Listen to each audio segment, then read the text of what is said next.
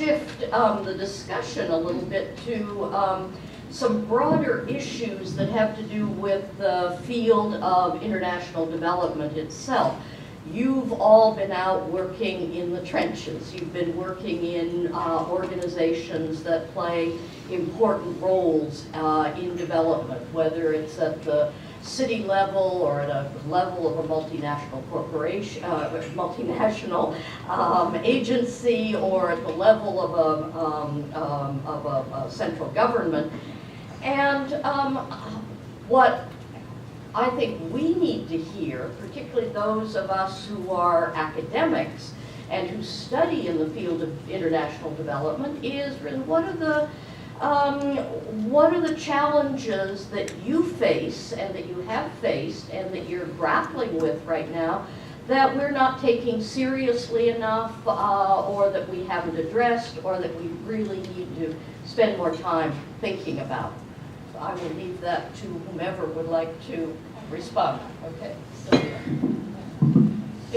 One thing that I've come to terms, well, not to terms, that I face a lot in the field in the Municipio Sucre is the impact of organized and disorganized crime on local economic development.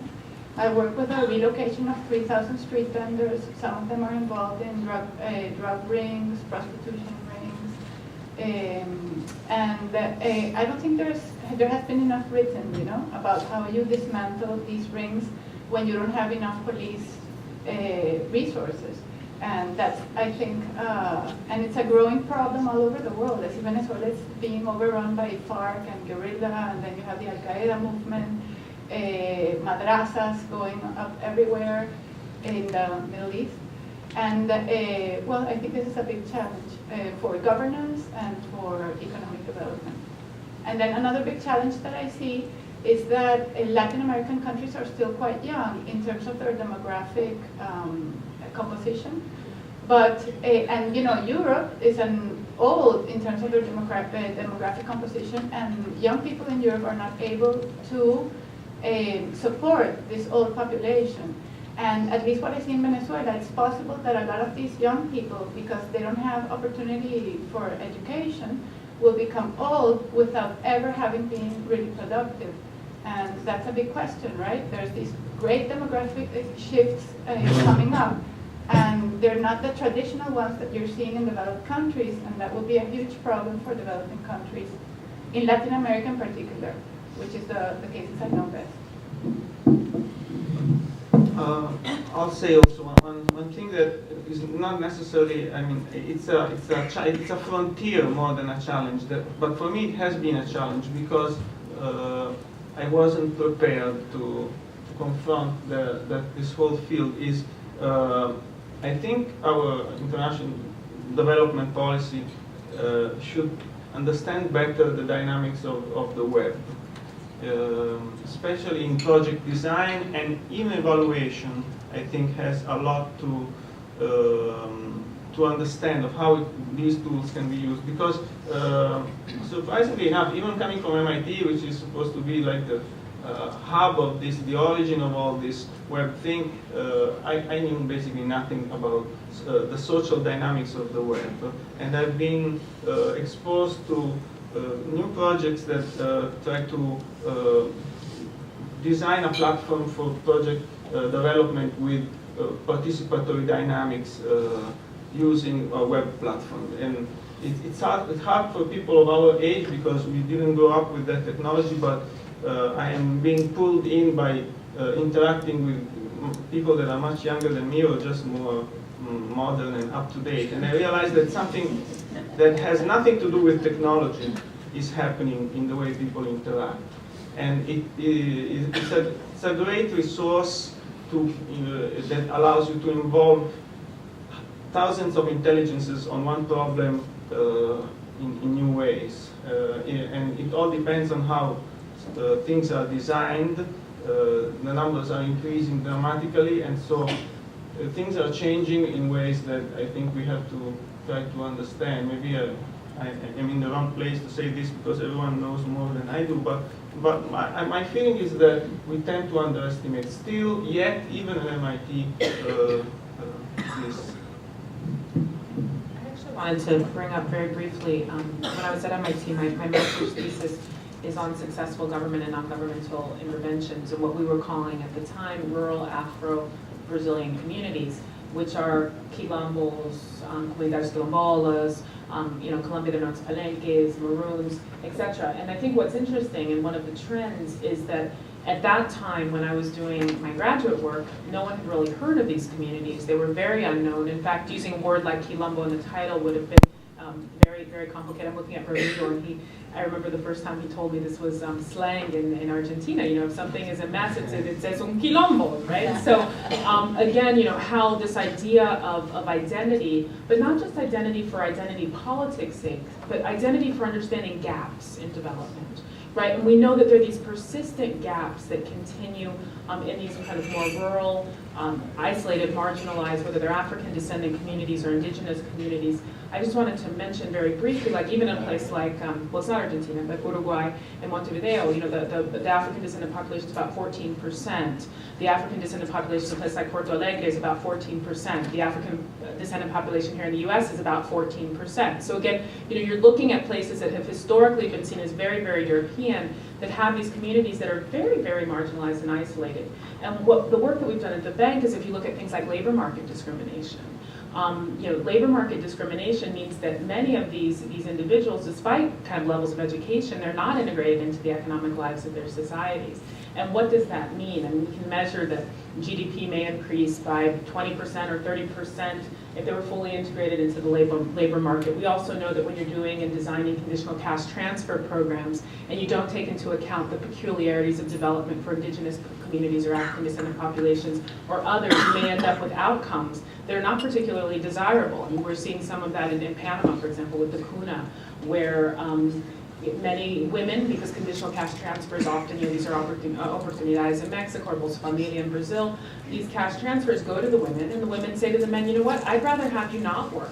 It's more effective for you to kind of stay home and be with the family. And what does this mean for community dynamics? What does this mean for the role of young men? What does this mean for the role of young fathers? What does this mean for community dynamics, for sustainability? So these are just some of the things that I wanted to mention when we think about gaps. The other area that I think is fascinating, and the gap question actually brings me back to an article that we read, I think it was in Targeting the Poor, that Michael Porter put together that looks at African American labor markets as well. It looked at MBAs and how MBAs, the question is really access to credit. It's not kind of a skills question, but it's just that you don't have capital. So you have like this huge cadre of people who are well trained, who are perhaps able to run their own businesses, but they just can't because they don't have this access to basic credit. So again, when we think about development, how do we incorporate these folks?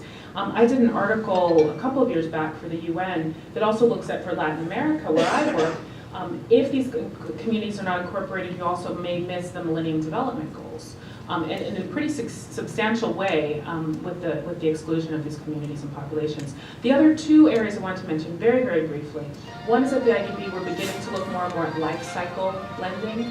So instead of dividing people by geographic region, looking at what are the needs at different stages of life. What are the comprehensive needs of youth? What are the comprehensive needs of the elderly? So that we're not dividing. And I think to some extent that's a bit of a kind of a Judith Tendler approach where you don't look at things in silos. You really look at people and you look at communities in a very comprehensive way.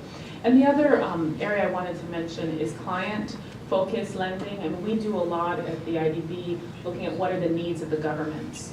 And I think one of the challenges of that is it also means that as a development institution, it's harder and harder for us to kind of come in with a very clear plan of action. And there's much more kind of back and forth. And it reminds me of the discussion that we heard a little bit earlier from our colleagues at Oxfam, that what happens if a government says, you know what, we don't want money in that area. Or we don't want money, period, from the IDB. Or we don't want money from the World Bank, you have too many safeguards, we're going to go to the private sector. With the financial crisis, that's improved somewhat, but it's also a very different lens for looking at development, and I think it's going to shape kind of our professional background, and we're doing a lot more negotiation. Our lenders are often borrowers in the case of the IDB, which makes for a very interesting dynamic, a very complex dynamic. So again, it's this dialogue, it's this constant negotiation. It makes the why questions even more important, and you have to find kind of solutions and often compromises. I think there are many challenges in the field of international development, but I would say that the biggest certainly living in a middle-income country, is for aid agencies and research to stay relevant. If you to define international development as economic growth and poverty alleviation and building the capacity of the state, for example, there are many other ways to define it. There's no question that there's still a great demand for the research and the work and the programs and the grants and the ideas that are generated from the development community. But I would say that staying relevant and keeping some definition to the field as we go forward will be a huge challenge. I mean, in my mind, the lines are more blurred than ever before. There are huge pockets of poverty in the United States. There are huge pockets of wealth in so-called Annex II or developing countries or middle-income countries. These lines have always been blurred, but I feel increasingly that is becoming the case, partly with the connectivity Tito mentioned and social networking and the web, partly with telecommunications, and partly with the transfer of wealth. And also with the transfer of power, the emergence of BRIC countries. I see in my mind, in a way, international development, especially now having lived for 7 years in South Asia, to me, these are just issues of public policy in a way. It's hard to define what international development is, per se. That wouldn't apply to a developed so-called country anymore. As another example of a challenge to stay relevant, I think the development community will really have, quote unquote, will really have to rise to the challenge of the environment in the future, of which a subset of that is climate change, but I don't mean fully climate change. I mean the making very explicit the trade-offs between growth and the environment. This is certainly also a fad, so I don't say this just as a faddish comment, but I mean climate change is very, very real. It's affecting developing countries much more, and day by day in South Asia and the Maldives, this is a huge issue, sea level rise in Calcutta.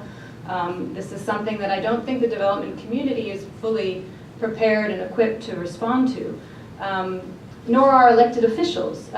We all know that infrastructure projects, for example, have always been problematic. They're long gestation. Yes, you can cut the ribbon, but they require lumpy upfront investments. A lot of elected officials would love to be seen cutting the ribbon, but not necessarily investing a huge portion of money up front for something that will see returns by the time their successor comes to power. Climate change is even more complicated. How do you invest now in adaptation or mitigation for something in which you won't see returns for another 20, 30 years, or you won't even be able to identify how the returns are linked to climate change investments specifically? The other issue is linking the investments in environment back to what we all really care about, which is poverty alleviation. The World Bank, for example, maintains a mandate, however hokey, a world free of poverty, and that's our overriding vision. And yet a lot of the projects and programs that go into the environment or climate change investment funds, it's actually very difficult to make a direct link to poverty reduction. And I think that is something that going forward, that the development community will have to answer.